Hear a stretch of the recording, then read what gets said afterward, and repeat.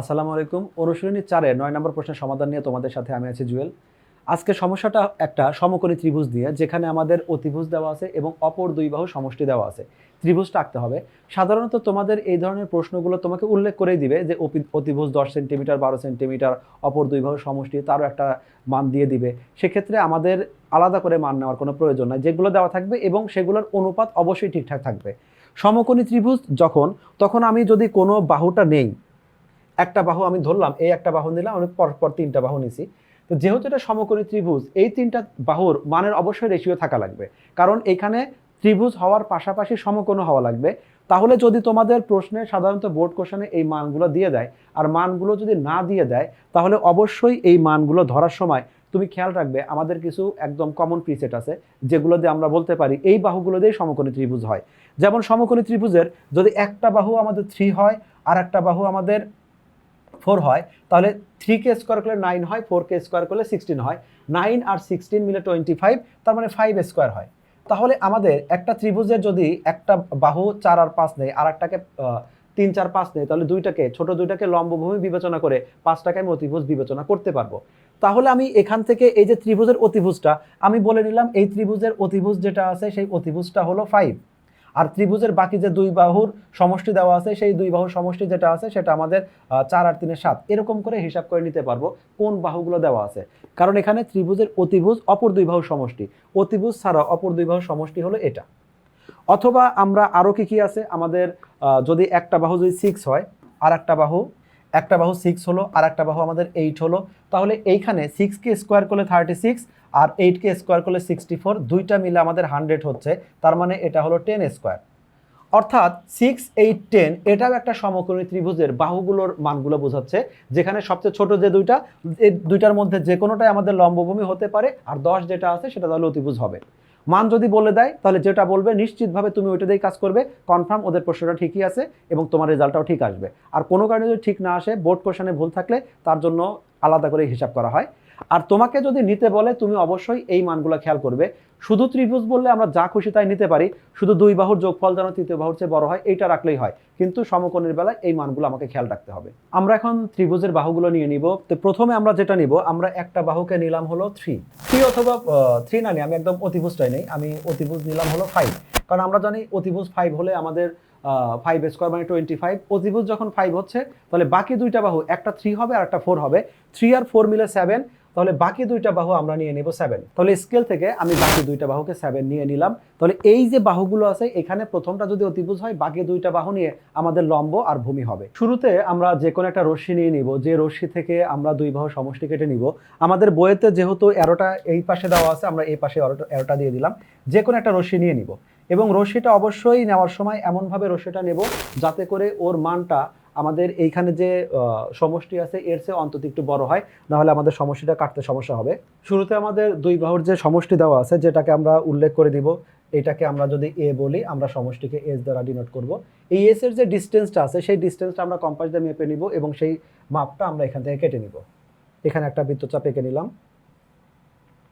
তাহলে এই যে রেখাটা আছে, এই রেখাটার নাম যদি আমরা করি এরকম, এই বিন্দুটার নাম দিলাম হলো বি, এই বিন্দুটার নাম দিলাম আমরা ই। যে বি ই দেই, তাহলে আমাদের এখানে এই বি সি যে আমাদের অংশটা, এখানে আমি বি ডি দিলাম, এই বিডি অংশটা সেটা হলো দুই বাহু সমষ্টি সমান করে আমরা এঁকে নিলাম। এবার এখানে যে ডি বিন্দুটা আসছে, ডি বিন্দুর উপরে আমরা একটা লম্ব আঁকবো। লম্ব তো আমাদের সেই প্রচলিত যে নিয়মটা আছে সেভাবেই আঁকবো। আমরা এখানে রাখবো, যে কোনো একটা বৃত্তচাপ নিব।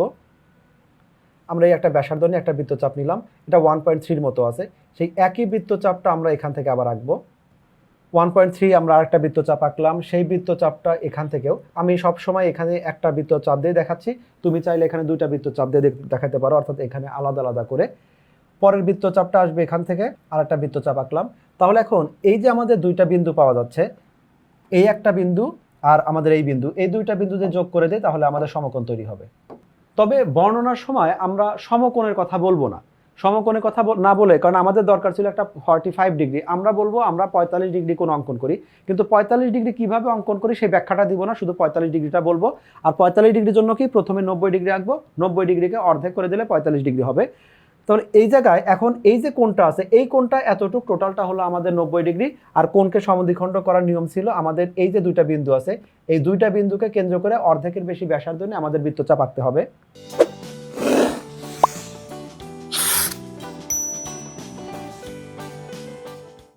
90 ডিগ্রি অঙ্কন করার সময় আমাদের যে প্রথম যে দাগটা থাকে এই দাগটা সাধারণ সবসময় হয় 60 ডিগ্রির দাগ।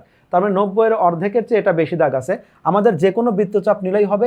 অলরেডি আমাদের যে দাগটা দেওয়া আছে আমরা সেই দাগটাকেই কপি করলাম, তাহলে নতুন করে আর দাগ দিতে হবে না। এখানে ব্ল্যাক কালার দেখাচ্ছে নতুন করে বোঝানোর জন্য, তোমাদের ওইখানে একই কালারে দুইটা চলে আসবে। তাহলে এই বিন্দুটাকে কেন্দ্র করে আমি আরেকটা বৃত্তচাপ আঁকবো। দুইটা বৃত্তচাপ যেখানে সেট করবে আমরা সেটা যোগ করে দিব। আমরা এখান থেকে যোগ করে দিলাম। তাহলে আমাদের যে কোণটা তৈরি হলো সেটা আমাদের এখানে 45 ডিগ্রি কোণটা উৎপন্ন হলো। এখন আমাদের এইখানে যে বি বিন্দুটা আছে বি বিন্দুকে কেন্দ্র করে আমি ডিনোট করে দেই। এইখানে যে বি বিন্দুটা আছে এই বি বিন্দুকে কেন্দ্র করে আমাদের যে এ ছিল অর্থাৎ অতিভুজ ছিল, অতিভুজের সমান ব্যাসার্ধ নিয়ে একটা বৃত্তচাপ আঁকবো এই রেখাটার উপরে। আমি রেখাতে আসলে কোনো নামকরণ করি নাই, কারণ নামকরণটা আমরা পরে বইয়ে আলাদা করে দেখাবো। আর নামকরণ যদি করি এটাকে আমি ধরলাম ই, এটা যদি আমাদের এফ থাকতো এটাকে ধরলাম জি। তাহলে এই যে বিজি রেখার উপর আমরা একটা বৃত্তচাপ আঁকবো কার সমান করে, এইখানে আমাদের যে অতিভুজটা দেওয়া ছিল অতিভুজের মাপটা দেওয়া আছে হলো অলমোস্ট এটা 4.2 এর মতো দেওয়া আছে। সেই বৃত্তচাপটা অঙ্কন করব কোথায়, আমাদের বি বিন্দুকে কেন্দ্র করে বৃত্তচাপটা অঙ্কন করতে হবে। এই যে রেখাটা আছে এই রেখাটাকে যেন দুইটা বিন্দুতে কমপক্ষে স্পর্শ করবে। আমরা একটা বৃত্তচাপ আঁকলাম। এই বৃত্তচাপটা আমাদের এইখানে যে ডিজি যে আমাদের রেখাটা ছিল ডিজি রেখাটাকে দুইটা বিন্দুতে আমাদের স্পর্শ করেছে। সেই বিন্দু দুইটা হলো, একটাকে আমরা এখানে মার্ক করলাম এই একটা বিন্দু আর এই একটা বিন্দু, দুইটা বিন্দুতে স্পর্শ করেছে। যে দুইটা বিন্দুতে স্পর্শ করেছে ওই দুইটা বিন্দু থেকে আমি আবার লম্ব আঁকবো। এই যে আমাদের বিডি যে রেখা আছে বিডি রেখার উপরে দুইটা লম্ব আঁকবো। লম্ব আঁকার জন্য যেটা করতে হবে আমরা এখানে প্রথমে কম্পাসটা রাখবো। রাখার পরে এই যে আমাদের সরলরেখাটা আছে এর উপরে আমরা যে একটা বৃত্তচাপ আঁকবো। বৃত্তচাপটা যেন আমাদের কমপক্ষে এখানে যে দুইটা বিন্দুতে সেট করে। বৃত্তচাপটা অঙ্কন করলাম, কিন্তু বৃত্তচাপটা যদি আমি এই অবস্থায় অঙ্কন করি তাহলে এটা এই রেখাকে কোনো স্পর্শ করে না। অথবা যদি আমি বৃত্তচাপটা এই টোটাল এত বড় নিয়ে এইখান থেকে একটা বৃত্তচাপ অঙ্কন করি তাহলে এই সরলরেখাকে স্পর্শ করলো না। আমরা বৃত্তচাপটা এমনভাবে নিব যেন এই যে রেখাটা আছে এই রেখাকে ছেদ করে। এই যে লম্বটা আমরা এখান থেকে আঁকবো আমি দুইটা বিন্দুকে আলাদা আলাদা করে নোট করে রাখি। এটাকে যদি আমি সি দেই এটাকে আমি সি প্রাইম দিলাম। সি প্রাইম এই জন্য দিলাম দুইটা একই ধরনের ডিস্টেন্স বোঝাচ্ছে। তো এখন লম্ব যেটা আমি এইখান থেকে আঁকবো একই লম্ব আমাদের সি প্রাইম থেকে আঁকতে হবে। তুমি লম্ব একেও ম্যাথটা করতে পারো, অথবা তুমি এখানে এই জায়গায় যে কোণটা আছে এই জায়গায় অর্থাৎ আমি আলাদা করে থেটা লিখে দেই। এই যে থেটা যে কোণটা আছে এই থেটা কোণটাকে তুমি সি এবং সি প্রাইম দুইটা জায়গায় কপি করতে পারো। তো এটাই বেটার হয়, তাতে দাগের সংখ্যা কম হয়। তা আমরা যেটা করব এখানে আমরা এই ডিস্টেন্সটা নিব, অর্থাৎ এই যে শুরুতে আমাদের এই যে বৃত্তচাপটা দেওয়া ছিল এটাই আমরা নিয়ে যাবো এই জন্য, তাতে করে আমাদের নতুন করে দাগ দেওয়া লাগতেছে না। এইখান থেকে আমি তাহলে সি বিন্দু নিয়ে অবশ্যই খেয়াল রাখবে আমরা এই বাহুটা আছে এই বাহুটাকে মার্ক করব। এখানে 1.2 আছে। আমি সিকে কেন্দ্র করে একটা বৃত্তচাপ আঁকবো এবং একই সাথে আমি সি প্রাইমকে কেন্দ্র করেও আর একটা বৃত্তচাপ একই ব্যাসার্ধ। যেহেতু আমরা একই কোণ এখানে কপি করছি অর্থাৎ থেটা কোণটাই সি এবং সি প্রাইমে আমরা কপি করব। তাহলে এখানে আমরা এই জায়গায় যে ডিস্টেন্সটা আছে ডিস্টেন্সটা আমরা মেপে নেই। এটা আছে 0.9 এর মতো। তাহলে 0.9টা আমি এখান থেকে কেটে নিলাম। একইভাবে আমাদের এখানে যে দাগটা আছে ঠিক যতটুকু দরকার আমার এখান থেকে আমি কেটে নিলাম। এবার যদি আমি এটাকে যোগ করে দিই, শুধুমাত্র সি প্রাইম থেকে আমি এটা যোগ করে দিলাম, আবার সি প্রাইম থেকেও আমি এখানে যোগ করে দিলাম, অর্থাৎ সি থেকেও সি প্রাইম থেকেও যে দুইটা বিন্দুতে যোগ হলো আমরা এইখানে সি যেখানে হলো এটাকে আমরা এ দিলাম এবং সি প্রাইম থেকে যেটা হলো সেটা আমরা এ প্রাইম দিলাম। আর এরখানে আমি এই যে আমাদের যে বিন্দুটা ছিল সি এবং বি এটা জাস্ট আমরা যোগ করে দিব। এখানে এটাও যোগ করে দিব, এখানে এটাও যোগ করে দিব।